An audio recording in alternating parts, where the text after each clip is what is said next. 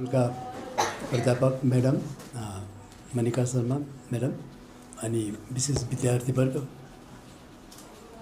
मेरा present people भन्नु है तपाईँहरू है, वी आर द पास्टै भए पनि आई एम स्टिल प्रेजेन्ट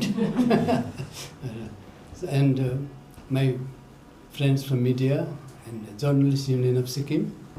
र आज हामीसँग हुनुहुन्छ सुषमा फाउन्डेसनका म्याडम सुषमा हुनुहुन्छ है। Everybody knows her contribution for the society र हामीले उहाँलाई रिक्वेस्ट गरेको छौँ हामीसित जोडिनुहोस् भनेर। र अब उहाँले मान्नु पनि भएको छ है। र अस्ति पनि हामीले यसको विषयमा यो गऱ्यौँ, एउटा प्रेस कन्फरेन्स त गऱ्यौँ।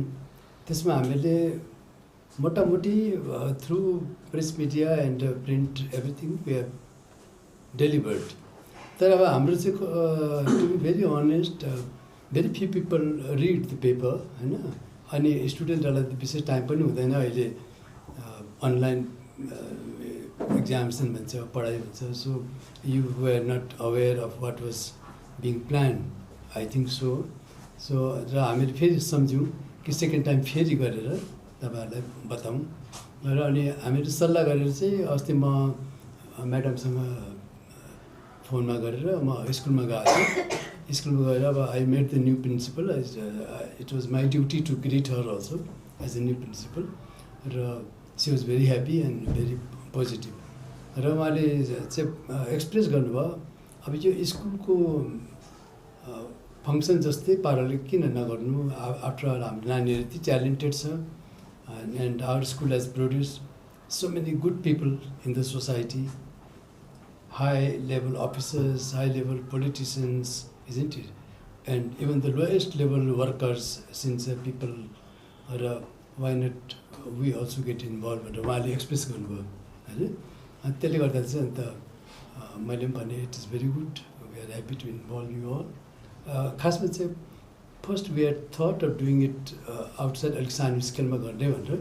But since now the students are involved and it is your school and Sir Tasi Namgyal is your patron, उहाँले दिएको, उहाँले बनाएको स्कुल, उहाँले प्रदान गरेको त्यो स्कुलमा तपाईँहरू पढ्नुहुँदैछ, म पनि पढेँ, हामी सबै पढ्यौँ। त्यसले गर्दा चाहिँ उहाँलाई एउटा उहाँको जन्मदिनमा हामीले एउटा अलिकति श्रद्धाञ्जली चढाउनु पायो भने कति हर्षको कुरा भनेर हामी सम्झ्यौँ। र मोरलेस अर्को चाहिँ अब मोस्ट इन्ट्रेस्टिङ पार्ट चाहिँ 25th October happens to be the International Day of Artist होइन। म्याडम त आर्टिस्ट हुनुहुन्छ अनि आर्टिस्टको पेट्रोन हुनुहुन्छ, त उहाँलाई पनि अस्ति हामीले रिक्वेस्ट गऱ्यौँ। So 25th October is the international day of artist. खोज्दै जाँदा 26th is the birthday of our Chogyal, 11th Chogyal, sir Tashi Namgyal. अनि अब संयोगमा कस्तो भयो भने चाहिँ अब Chogyal himself is a great painter, is a great artist होइन। जति पनि अहिले सिक्किममा आर्ट कल्चरको जुन डेभलप भयो त्यो चाहिँ हाम्रो सर टासी नामग्यालकै टाइममा भएको। स्कुल भाइहरूलाई थाहा छ छैन, म एक त I want to just tell कि पहिला before 1926 right, we are two schools. One was एउटा नेपाली स्कुल भन्थ्यो, लालबजारमा थियो, अर्को भोटे स्कुल भन्थ्यो, उता बुर्तुपट्टि थियो। So they were two different schools. त 1926मा चाहिँ sir Tashi Namgyal merge them together and created this sir Tashi Namgyal high school. गर्दा चाहिँ उहाँको कन्ट्रिब्युसन त्यहीमै आइहाल्यो होइन, स्कुल बनाउनुमा। So it will be the nice forum, nice occasion to pay our tribute to our artist होइन, to our artist, our king भन्दाखेरि चाहिँ के अत्युक्ति नहोला त सबैले यसमा राम्रो भन्नुभयो होइन गरेर।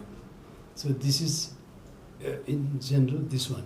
र आफ्टर मिटिङ द प्रिन्सिपल उहाँले भन्नुभयो हाम्रो स्कुलमा नानीहरू अब 2-3 वर्षमा केही गर्न पाएको छैन, they must be also feeling very clumsy lousy भन्छ नि है।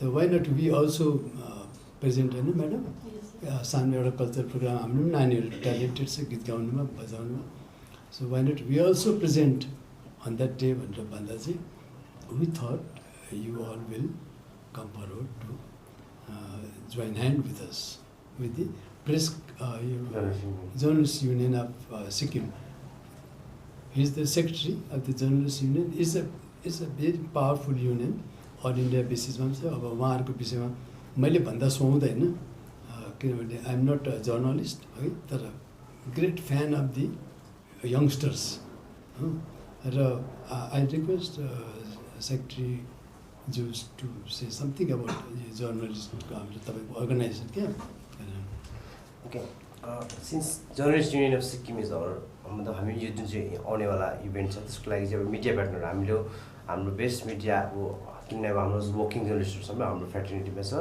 So we will be media partner so we will be in collaboration with this event विविध कला एकाडेमी सिमिलरली टसिनेम्बु स्कुल्स एन्ड सो हामी बेसिकली अब क्याम्पेन बिस्तारै अनलाइन क्याम्पेन्सहरू स्टार्ट गर्छौँ कि अब आर्टिस्ट एज अ आर्टिस्ट है सर्टा सिनेमाको के कस्तो काम हो त्यो बिस्तारै मेनी थिङ्स आर देयर त्यो कुराहरूलाई बिस्तारै अनलाइन प्लेटफर्ममा ल्याएर आर्टिकल्सहरू लेखेर कसरी हुन्छ अनि similarly on the that main day 25 and 26मा इभेन्टहरू हुनेछ त्यो इभेन्टको डिटेल चाहिँ हाम्रो सरलाई नै दिनु म भन्न चाहन्छु किन सरले चाहिँ सर नै मेन यहाँको जुन चाहिँ यो जम्मै इभेन्टको नै सरले नै सबै हेर्नु सर अब इभेन्ट्स अब जस्तो अब नयाँ अब एउटा हाम्रो थप्यो नि कल्चर त्यो अब तपाईँहरूले चाहिँ अब स्कुलले चाहिँ एबाउट 1 आवर साह्रो लाम पनि नगर्ने अब अहिले कोभिडले गर्दा धेरै सो मच अफ रेस्ट्रिक्सन्स होइन about 1 hour or 120 minutes, something like that.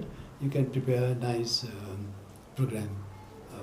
Higher secondary त एकदम एभ्री फिल्डमा भयङ्करै हो अब हामीलाई थाहै छ म सिक्किम फुटबल एसोसिएसनको मेम्बर पनि हो हामीलाई ल्याग पनि पारेको हो पाथे बेसी very strong group of boys are there very intelligent very smart हो र तपाईँहरूले गरेको काम सबैले मन पराउँछ फेरि अर्को you are very loving people गर्दा चाहिँ एउटा 1.5 घन्टाको 1 घन्टा 20 मिनट्स